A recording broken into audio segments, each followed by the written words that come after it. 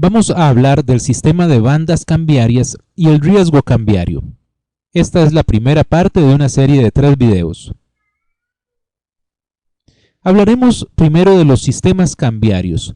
Vamos a decir que un sistema cambiario establece las reglas que permiten fijar el tipo de cambio en una economía. Existen diferentes tipos de sistemas cambiarios. Por ejemplo, la libre flotación, el tipo de cambio fijo. Estos serían dos extremos. Y existen una serie de diferentes puntos intermedios de los cuales vamos a mencionar solo 2, aunque existen muchos otros. Las mini devaluaciones es uno y el sistema de bandas cambiarias. En este esquema que estamos trazando, mientras más a la izquierda está, más se ajusta al sistema de mercado y mientras más a la derecha está, más es una determinación fija del Banco Central.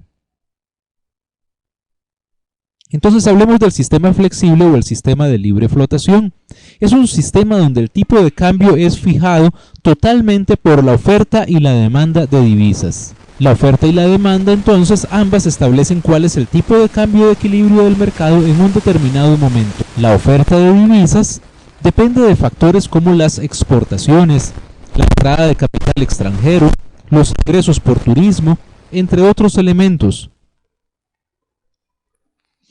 Por su parte, la demanda de divisas está en función de las importaciones, de las salidas de capital, de los pagos de deuda externa, de los pagos que se realizan en moneda extranjera, entre diferentes aspectos.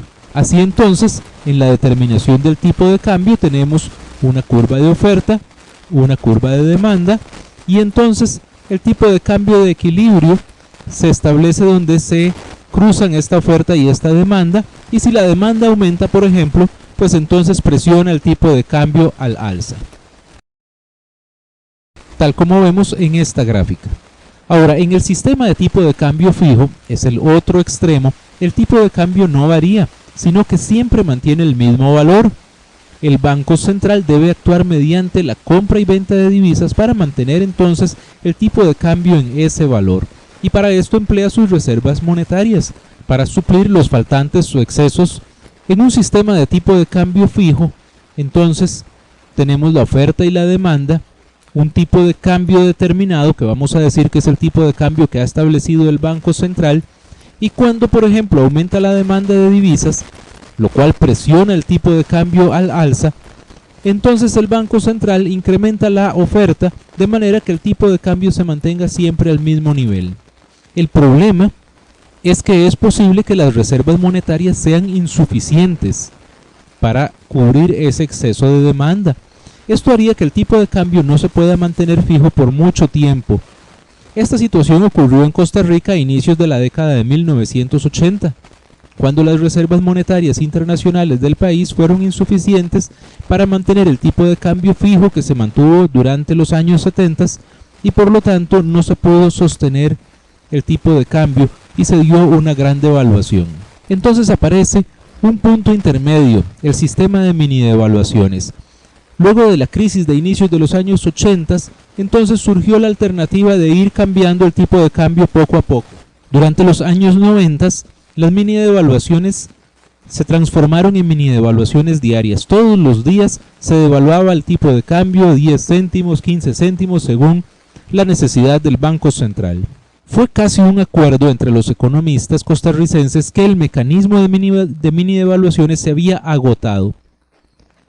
Durante más de 20 años este sistema contribuyó a una relativa estabilidad y se evitaron fluctuaciones fuertes en el tipo de cambio y especulaciones desestabilizadoras del colón, que es la moneda nacional.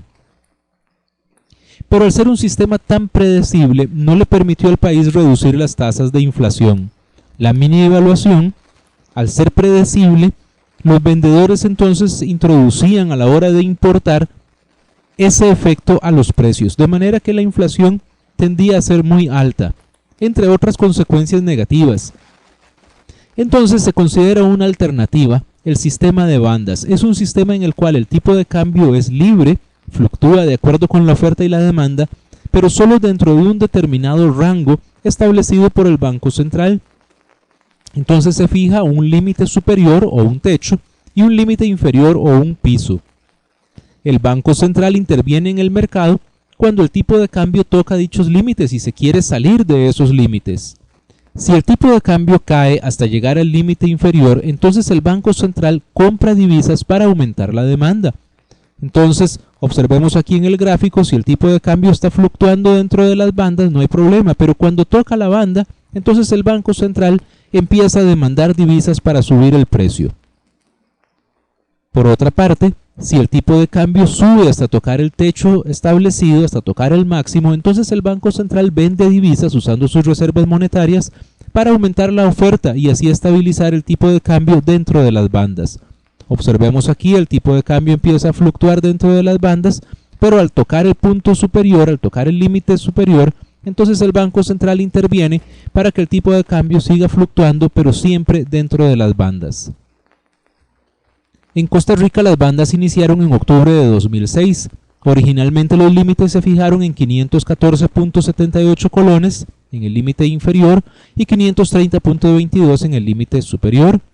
Luego el límite inferior se situó en 500 colones y el superior continuó ajustándose poco a poco hasta superar actualmente los 800 colones por dólar. Las bandas se han ido ampliando poco a poco, de manera que en un inicio se fijaron en un nivel y la expectativa es que el tipo de cambio fluctúe dentro de estas bandas y esas bandas pues se van ampliando progresivamente.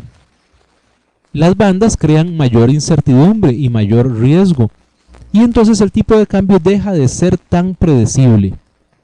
Esto obliga a desarrollar estrategias de cobertura del riesgo cambiario, es decir, un riesgo que es derivado de movimientos adversos e inesperados en el tipo de cambio. En otro sentido, el Banco Central espera entonces que ya no haya tanto estímulo a la dolarización que se vio durante la economía durante mucho tiempo. Esto debido a que cuando estaban las mini devaluaciones el colón siempre se devaluaba, el dólar siempre ganaba valor, por lo tanto lo que valía la pena era tener todos los activos en dólares. En consecuencia, la política monetaria del Banco Central podría ser más eficaz.